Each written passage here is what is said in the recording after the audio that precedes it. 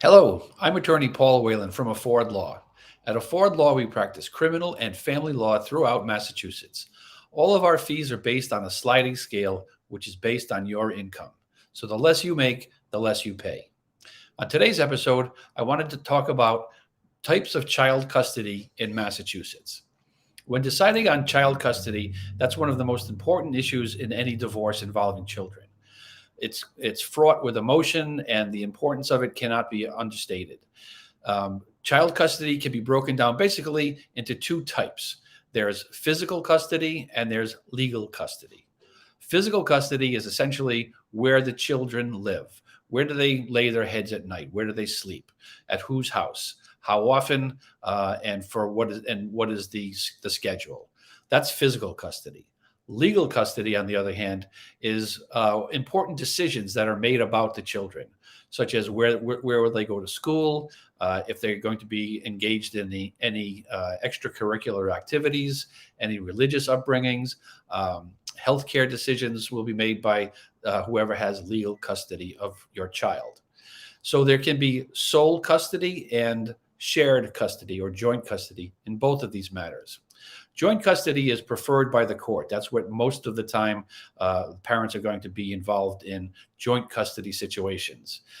With physical custody situations, a person will have the primary physical custody of the child, and the other parent will have reasonable visitation or parenting time rights with that child.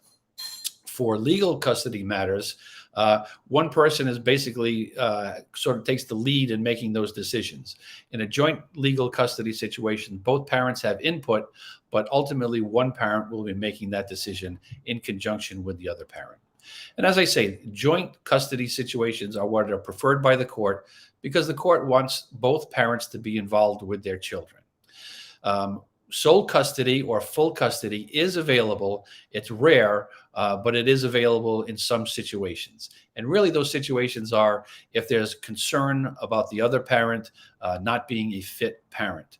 So, most commonly, situations arise where that other parent is allegedly a substance abuser or has mental health issues, or there's been some violence, domestic violence, or violence against the children or other children, things like that, things that would make it a dangerous situation for that person to have custody of your children.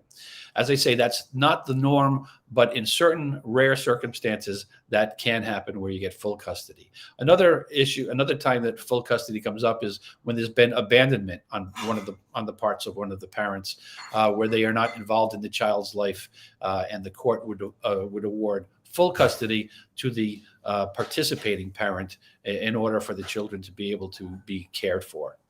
So that's basically the long and short of custody in Massachusetts. As I say, at Afford Law, we do practice criminal law and family law in Massachusetts, and our fees are based on a sliding scale, which is based on your income. So the less you make, the less you have to pay. We're trying to give voice in the courtroom to hardworking men and women in Massachusetts. Please feel free to visit us at affordlaw.org and feel free to book a free virtual appointment.